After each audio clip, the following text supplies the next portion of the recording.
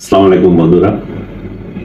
আপনারা জানেন যে বিএনপি বছরের পর বছর আন্দোলন করছে তত্ত্বাবধায়ক সরকারের অধীনে নির্বাচনের জন্য। জুলাই অভ্যুত্থানের পর তাদের স্বপ্ন ছিল যে এবার তারাই ক্ষমতায় যাবে যদি নির্বাচন হয়। এখন নির্বাচন নিয়ে শুরু হয়েছে অনিশ্চয়তা।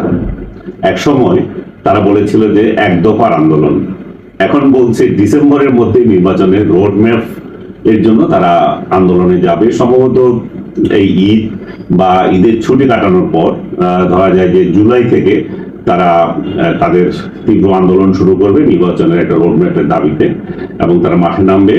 এবং আগস্টে এবং তারা শেখ হাসিনাকে যে বিদায় জানিয়েছে, যে তারা বলছে যে শেখ হাসিনার পলায়নের 1 বছর পূর্তিও করবে।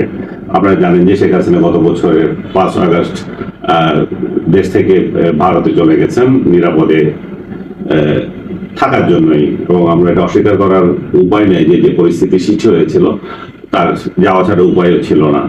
তো গত বছর 28শে অক্টোবর ঢাকায় যে মহাসমাবেশ করেছিল বিএনপি, তৎকালীন সরকার এটা পণ্ড করে দিয়েছিল এবং একতরফা একটা নির্বাচনের ব্যবস্থা করেছিল এই জানুয়ারিতে 2024-এ।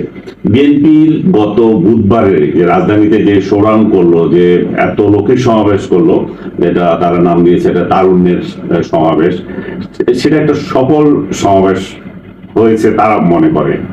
এবং সে 28শে অক্টোবরের পরে এটাই সবচেয়ে বড় সমাবেশ। এই সমাবেশের যে স্পষ্ট করে একটা জিনিস তাদের ভারপ্রাপ্ত মহাসচিব তারেক রহমান বলে দিয়েছেন যে ডিসেম্বরের মধ্যেই নির্বাচন হতে হবে। এখন তার এই বক্তব্যের সূত্র ধরে বিএনপি নেতারাও আপনি দেখবেন যে সুর মিলিয়ে বলতেছে যে ডিসেম্বরের মধ্যেই নির্বাচন হতে হবে, অন্য কোনো কথা তারা মানতে চাচ্ছে না। এবং সরকারের বিরুদ্ধে এক ধরনের তাদের বাকযুদ্ধ সরাসরি বলা যায় শুরু হয়েছে। আর এবং সেই সুরে তারা এটাও বলছে যে যদি ডিসেম্বরের মধ্যে নির্বাচনের কোনো ডেট না হয় তারা নিজেরাই সেটা রোডম্যাপ ঘোষণা করে দেবে। এদিকে ডক্টর ইউনূস জাপানে গিয়ে বলে এসেছেন যে একটি মাত্র দল নির্বাচন চায়, শুধু একটি মাত্র দল বলতে তিনি বুঝাতে চেয়েছেন যে বিএনপি শুধু নির্বাচন চায় এবং অন্যেরা হয়তো চাচ্ছে না। কিন্তু এটা আসলে উনি আসলে বুঝাতে চাচ্ছেন হয়তো এখন যারা মাঠে আছে জামাতে ইসলামী কিংবা ওনার আশীর্বাদ পুষ্ট যে রাজনৈতিক দলটি আছে এনসিপি নবগঠিত, তারা ডিসেম্বরের মধ্যে নির্বাচন চাচ্ছে না। তারা ফ্লেক্সিবল টাইম বা ডক্টর ইউনূস যে তারিখ ঘোষণা করেছেন যে জুনের মধ্যে, আগামী বছরের জুনের মধ্যে, সেই সময় তারা নির্বাচন হলে তাদের সমস্যা নেই। এখন কথা হচ্ছে যে শুধু বিএনপি কেন, এর মধ্যে গণফোরাম, বাসদ, সিপিবি সহ বাম ঘরানার সবকটা রাজনৈতিক দল এখন বিবৃতি দিয়ে বলছে যে আমরাও ডিসেম্বরের মধ্যে নির্বাচন চাই। এবং এটা এক ধরনের ডক্টর ইউনূসের এই কথার, এটা যে একটা অসত্য কথা, সেটারই একটা আমি জবাব মনে করব। জামাত ইসলাম কেন নির্বাচন চায় না এটা খুবই ক্লিয়ার। এটা আমি আবারও বলতে হচ্ছে বা বারবার বলছি, কারণ তারা জানে যে এই নির্বাচনে তাদের কোনো ফায়দা নাই ওইভাবে। বরং ডক্টর ইউনূস যদি ক্ষমতায় থাকে তারা অনেক বেশি ফায়দা পাচ্ছে। প্রশাসনে বলেন বা অন্যান্য জায়গায় বলেন, রাজপথে বলেন, তারা ভোকালে এখন মানে কার্যক্রম চালাচ্ছে। বিশ্ববিদ্যালয়গুলোতে যে সমস্ত ভিসি নিয়োগ দেওয়া হয়েছে, তারা তো বলা যায় যে এক একটা বিশ্ববিদ্যালয় এক একটা জামাতের আমির। তারা মনে করেন চট্টগ্রাম বিশ্ববিদ্যালয় যে ভিসি আছে বা ঢাকা ইউনিভার্সিটিতে যে ভিসি আছে, তারা ধরে নিচ্ছে যে ওই বিশ্ববিদ্যালয়ের জামাত শাখার আমির সেই সব লোকগুলো, যদিও তারা এটা প্রকাশ্যে বলবে না। এবং যদিও তারা এটাও আবার আমরা কেউ কেউ বলতে পারি যে আওয়ামী লীগ আমলে তাহলে কি ছিল, আওয়ামী লীগ আমলে এরকম ছিল, কিন্তু আসলে এত নগ্নভাবে তাদের রাজনৈতিক আদর্শ প্রতিফলিত হয়নি ওই সময়ও। যদিও তাদের কথাবার্তায় অনেকটা নয় প্রকাশ্যে আওয়ামী লীগের দিকে ছিল, কিন্তু উদ্দেশ্যটা এটা ছিল না। এখন জামাতে ইসলাম তাদের এই সমস্ত প্রশাসনকে নিয়ন্ত্রণ, প্রশাসনকে হাতে নিচ্ছে, তার কারণ এই জন্য যে তাদের ছাত্র সংগঠন যাতে শিক্ষাঙ্গনগুলো দখল করে নিতে পারে। এবং এটা বিএনপি ছাত্র সংগঠনের জন্য একটা বিরাট চ্যালেঞ্জ হিসাবে সামনে দেখা দিয়েছে।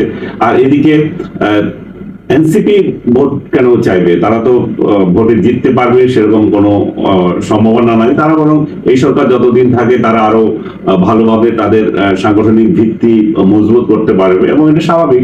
তারা এখনই কেন নির্বাচন চাইবে? তারা নানা অজুহাত বা ডক্টর ইউনূস যেটা বলবেন সেই ধারায় তারা যেতে চাইবে।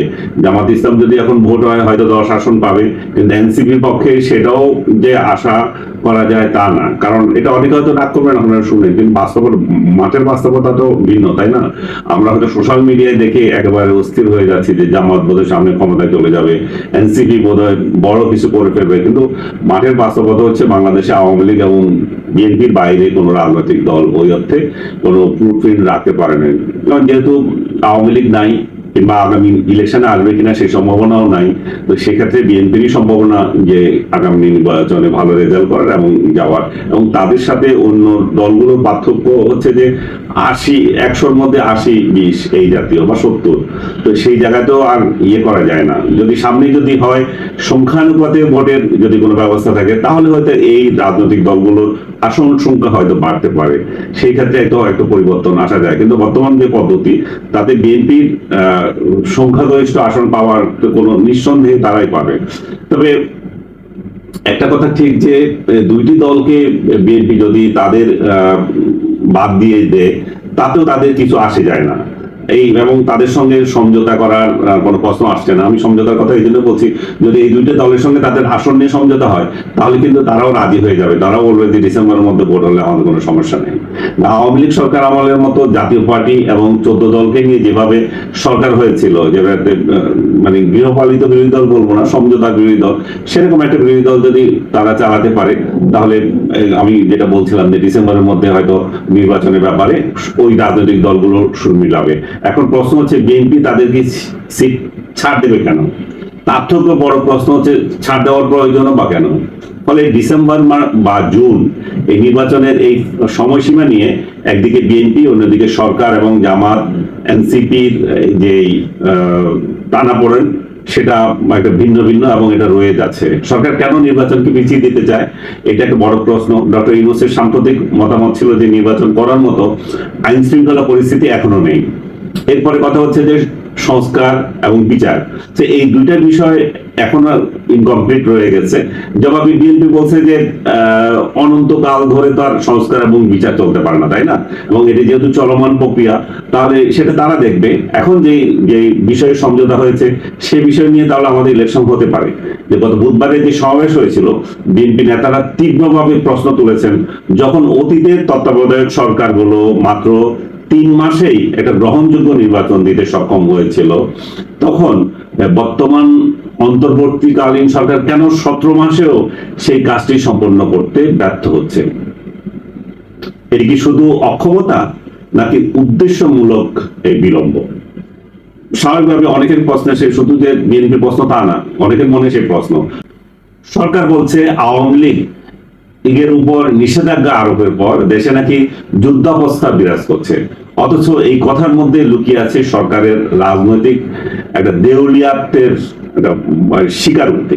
দেউলিয়াত্ব কি জন্য সেটা আমি আপনাদের ব্যাখ্যা করছি।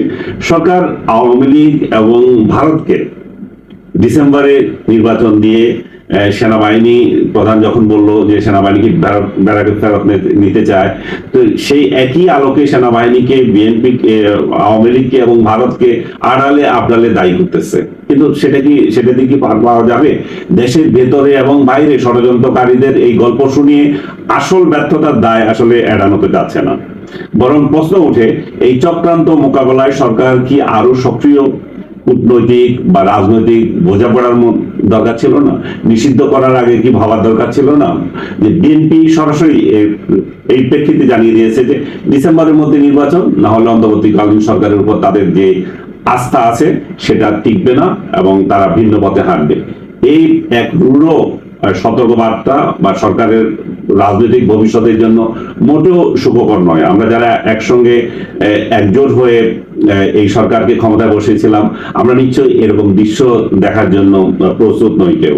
আইন শৃঙ্খলা পরিস্থিতি সরকারের অনুকূলে নেই, ডিসেম্বরে নির্বাচন করবে কিভাবে, এটা যদি সরকার বলে থাকে, এটা যদি অজুহাত হয়ে থাকে, তাহলে তো প্রশ্ন আসবে যে আইন শৃঙ্খলা বজায় রাখার দায় দায়িত্বটা তাহলে দূরবর্তী বাহিনীর না সরকারের নিজের।